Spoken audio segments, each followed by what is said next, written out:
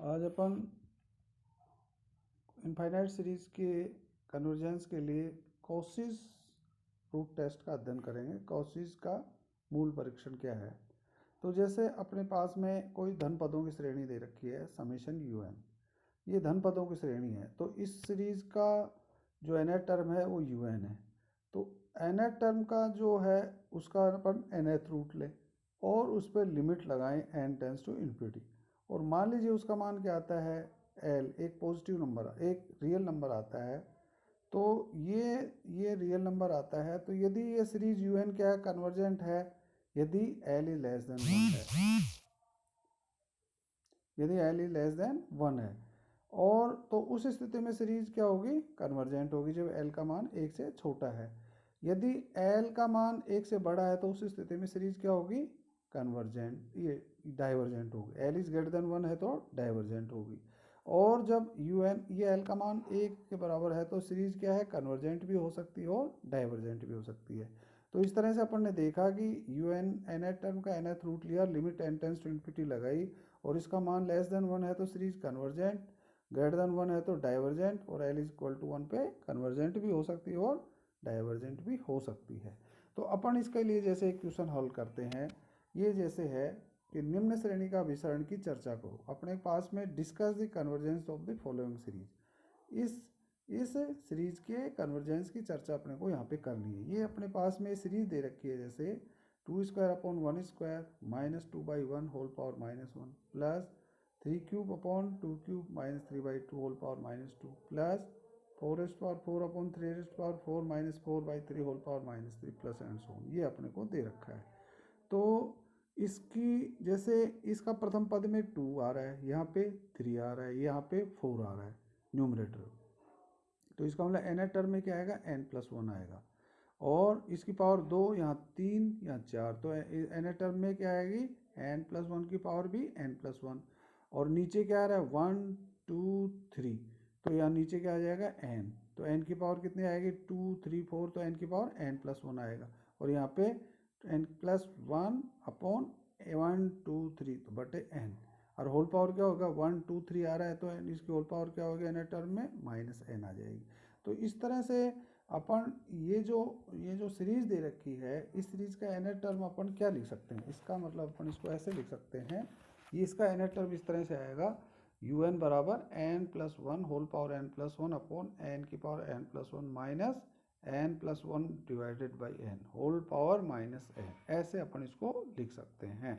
तो इसका nth जो रूट होगा, nth root un whole power 1/n, तो वो क्या आ जाएगा, दोनों साइड में un की पावर 1/n करें तो इधर भी n की 1/n करेंगे। तो इसका और लिमिट लगा देंगे n टेंस टू इन्फिनिटी। तो इसको अपन जैसे n, इसकी और 1/n आएगा तो n और 1/n कैंसिल होकर क्या बच जाएगा, -1 बच जाएगा।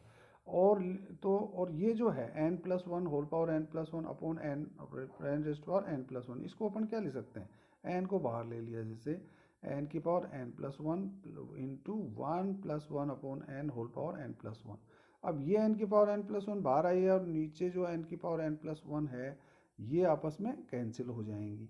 तो इस तरह से अपने इसको क्या लिख सकते हैं, इसको n+1 whole power n+1 upon n की पावर n+1, इसको अपन क्या लिख सकते हैं, इसको लिख सकते हैं 1+1 upon n whole power n+1, ऐसे इसको लिख सकते हैं।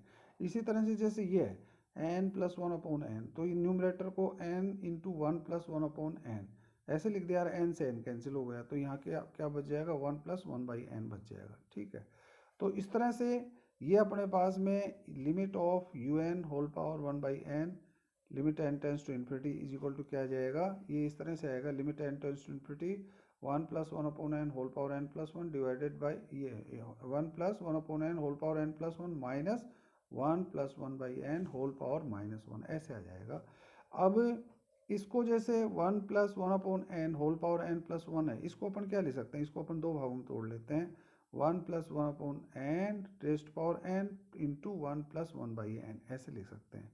तो अब अपन जैसे मान लो, अब जैसे limit n tends to infinity लगाएंगे तो limit n tends to infinity क्या आएगा 1+1 upon n whole power n, ये किसके बराबर हो जाएगा, e के बराबर आएगा।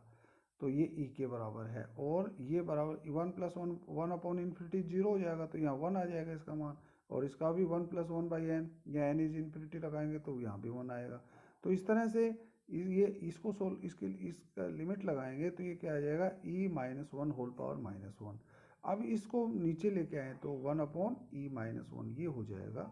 अब e का मान क्या होता है, e का मान होता है 2.7, तो 2.7 में 1 गया तो 1.7, तो 1 में 1.7 का भाग देंगे तो क्या आएगा, ये <1 एक राशि क्वांटिटी एक नंबर आएगा। तो इसका मतलब क्या है कि nth रूट और उसका nth टर्म का nth रूट लें और limit n tends to infinity भी लें, और उसका मान यदि <1 है तो सीरीज क्या होती है, कन्वर्जेंट। तो दी हुई कॉसेज nth रूट सेट से अपन क्या कह सकते हैं कि दी हुई श्रेणी क्या है, अभिसारी है। अब जैसे मान लो अपन और क्वेश्चन सोल्व करते हैं, जैसे मान लो ये करना है, prove the following series is divergent for x is greater than equal to 1 and convergent for x is less than 1, ये अपने को दे रखा है जैसे। तो इसको जैसे सोल्व करें, जैसे ये है अपने पास में 2/1² into x plus 3² into x square plus 4³ into x cube plus and so on, ये अपने को दे रखी है। तो इस सीरीज की भी कन्वर्जेंस ज्ञात करनी है x के विभिन्न मानों के लिए, मतलब जब x का मान 1 से बड़ा है या छोटा है या उसके बराबर है तो क्या स्थिति होगी इसकी, तो ये अपने को देखना है। तो इस सीरीज का भी nth टर्म अपन क्या ले सकते हैं, जैसे फर्स्ट टर्म में 2 आ रहा है, सेकंड में 3, थर्ड में 4, तो nth टर्म में क्या आएगा, n+1 आएगा, n+1 आ गया। फिर यहाँ पे 2 की पावर 1 है या 2 है, यहाँ पावर 3 है, तो न्यूमरेटर में तो इसकी पावर क्या आ जाएगी, n आ जाएगी, तो n+1 होल पावर n ये आ गई। अब x की पावर 1 2 3, तो x की पावर क्या होगी, n होगी। अब यहाँ पे क्या आ रहा है 1 2 3, तो यहाँ पे क्या आ जाएगा n, और यहाँ क्या आ रहा है 2 3 4, तो ये क्या आ जाएगा n+1, ये आ गया अपने पास में n टर्म, ठीक है। तो अब un, इसका मतलब ये दी हुई सीरीज un जो दे रखी है, इसका n टर्म un बराबर क्या आ गया, n+1 whole power n divided by n+1 into x की पावर n।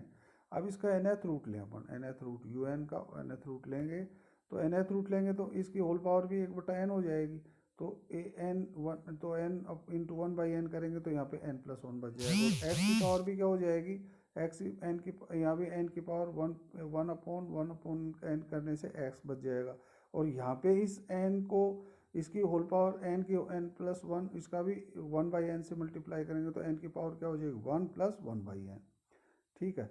तो इसको अपन ऐसे लिख सकते हैं, n की पावर क्या हो जाएगी 1/n+1 इंटू 1/n करने से क्या हो जाएगा n की पावर 1, और फिर n से भाग देते हैं तो 1 + 1/n, और n को फिर अलग ले लें अपन या तो, ठीक है।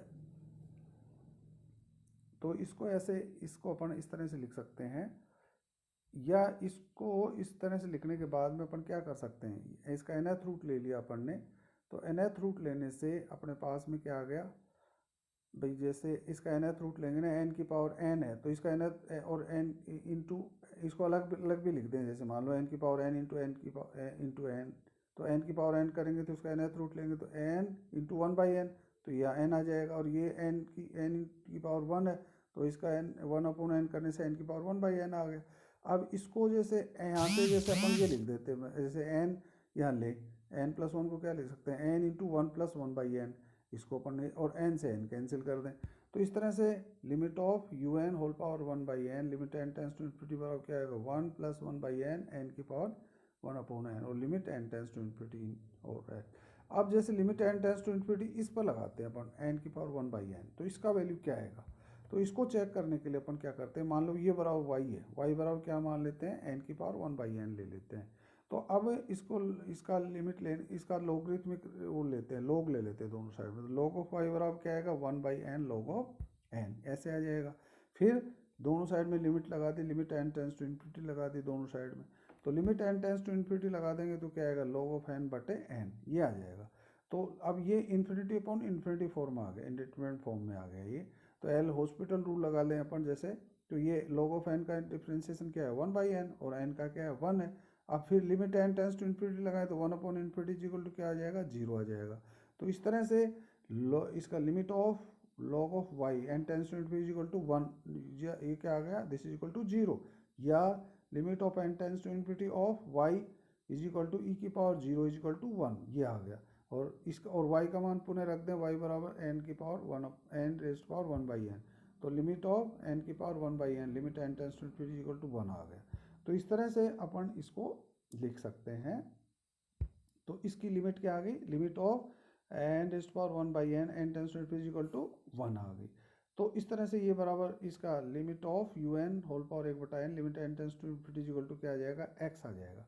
तो अब इसका मतलब ये दी हुई सीरीज क्या है, जब x का मान 1 से छोटा है तो सीरीज क्या होगी, कन्वर्जेंट होगी। जब x का मान 1 से बड़ा है तो सीरीज डाइवर्जेंट होगी। और x इज इक्वल टू 1 है तो सीरीज क्या हो जाएगी, ये हो जाएगा टेस्ट में भी फेल, ये टेस्ट फेल हो जाएगा। या तो कन्वर्जेंट भी हो सकता है, टेस्ट फेल्स, तो उस स्थिति में सीरीज क्या है, कन्वर्जेंट भी हो सकता है और डाइवर्जेंट भी हो सकता है। तो जब x इज इक्वल टू 1 है तो उस स्थिति में यू एन बराबर क्या आएगा, n+1 whole power n upon n की पावर n+1।